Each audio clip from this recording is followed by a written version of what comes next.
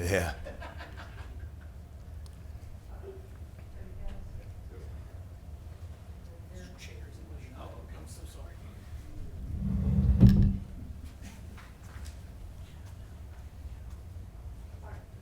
All right, thanks, Kent. Great to follow two LSU legends here. Stromile Swift, arguably the greatest in-game dunker in the history of the NBA. Obviously, Coach Brady, Final Four coach. The thing I would share about both of them I thought was really special about that Sweet 16 team 25 years ago, back in 2000, was this fall on a Saturday, walking around Tiger Stadium, going from tailgate to tailgate. I see Coach Brady, I see Stromile, I see Jabari, I see a couple of their other teammates off that group out tailgating together 25 years later after their special accomplishments. And those relationships are what it's all about. And you hope as the college landscape changes that opportunities like that don't get lost, because I thought that was really special to see them out there having the time of their lives tailgating at Tiger Stadium 25 years after their Sweet 16 appearance. So really appreciate them being back this weekend. Thankful for LSU putting everything together to honor that special team led by a special coach and John Brady. And we're looking forward to the opportunity against Texas tomorrow, first time playing them as an SEC opponent. I think they have a really good basketball team. Their four leading scorers can really put points on the board in a hurry. I know there's been a lot of talk about the age and experience and depth of the SEC, but it's also a special freshman class in the group, and Trey Johnson is certainly there at the forefront, averaging 19 a game. Kaluma, the transfer from K-State, has been terrific.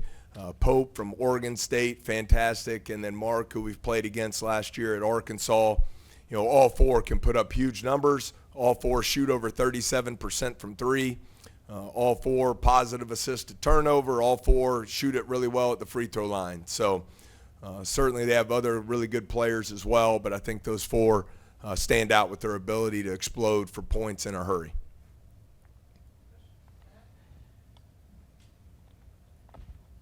Yeah, Coach, you mentioned Trey Johnson, obviously, the scoring. Just what makes it so challenging for him to stop him from getting to his spots and just filling it up? Well, I haven't seen everybody in college basketball, but of all the games I've watched, he has to be the best difficult shot maker in college hoops. I mean, he can score over either shoulder in the post. He can take you out to the mid-range and also score over either shoulder there. He shoots it well, over 37% from three. I think as a team they do a really good job getting to the free throw line. So I think the goal just has to be to try and make the shots as difficult and contested as possible.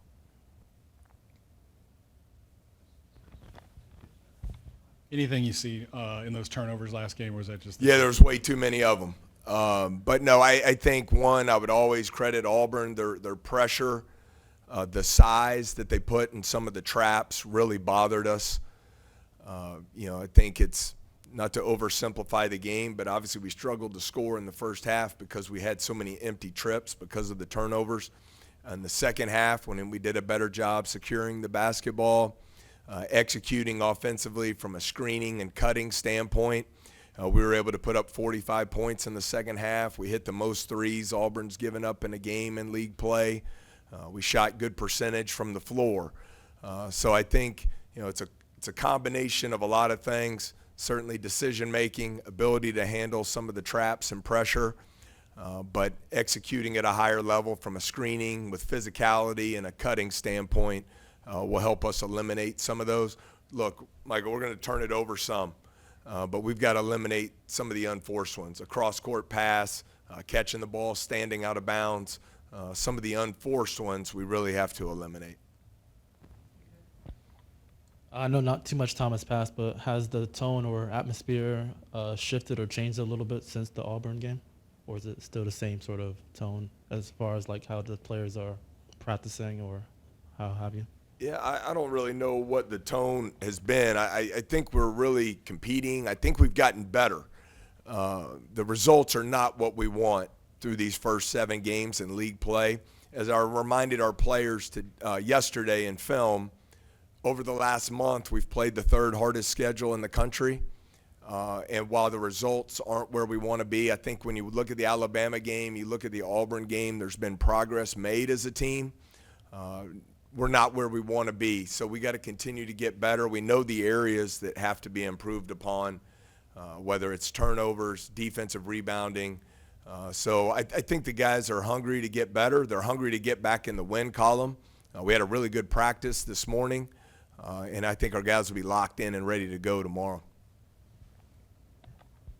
Yeah, Coach, I know it's a whole new team for Texas, but you did play them last year, and Coach Terry, is there anything you can pull from that game or when you go back and look at it?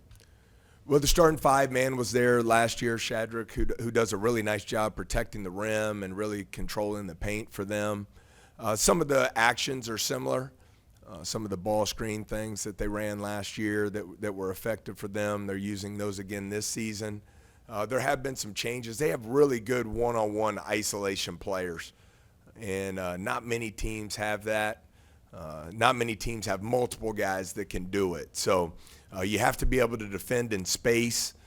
It can't just be a one-on-one battle. We have to play good, solid team defense to be successful in slowing down their offensive attack tomorrow. Yeah, just a couple quick ones. Just Corey, is he kind of okay after the injury? And then what have you liked about Curtis Givens in the starting lineup at point guard? What has kind of that allowed y'all to do in the start of games? Yeah, starting with Corey, he was out yesterday at practice. He was back full go this morning, and I thought looked good. I expect him to be available and ready to play tomorrow. It was a big toe injury there early in the game. He tried to battle through, but was in a lot of discomfort on Wednesday, but I think he's responded well, and I expect him to be ready to go. Curtis, I think, is making a lot of progress. He's doing a good job of running the team. He really competes on the defensive side of the ball.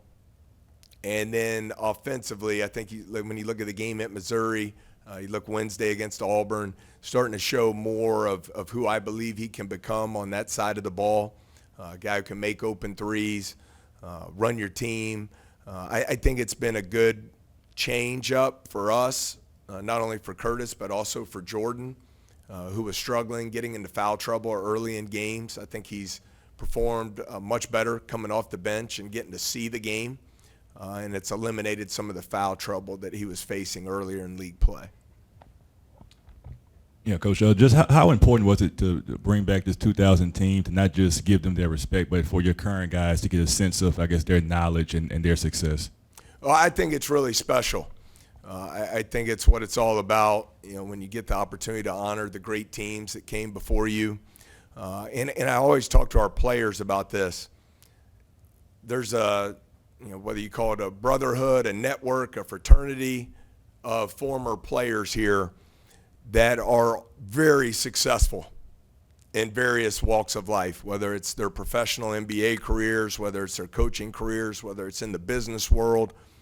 And we want our players taking advantage of the opportunity to meet those former players, to build those relationships, and start establishing their network as they get ready to enter the real world when they leave LSU. And I think that's one of the special things about this place, not just in basketball, but in all sports. It's one of the things that really appealed to me about wanting to come to LSU is the strength of the brand and all the star power that has come through this program over the years, and all the people who have gone on to be successful outside of sports. And so whether it's Trace Young taking advantage of the contacts he's been able to make through playing at LSU to establish a successful career for himself moving forward, or Cam Carter taking advantage of this summer to train with Garrett Temple, a 15-year NBA player that's helped him propel forward to an outstanding final season here at LSU. I think we got to take advantage of all those opportunities, and our players have done a good job of embracing that.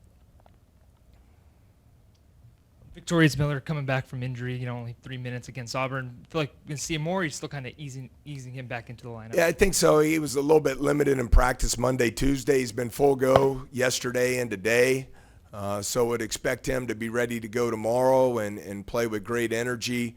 You know, a guy before we got into league play was a double-figure scorer for us, was our third leading shooter from behind the three-point line where we desperately need the help there. So expect him to work his way back here quickly. All right, thanks so much. Thanks, Coach Brady. Thank you, Stroh Mile.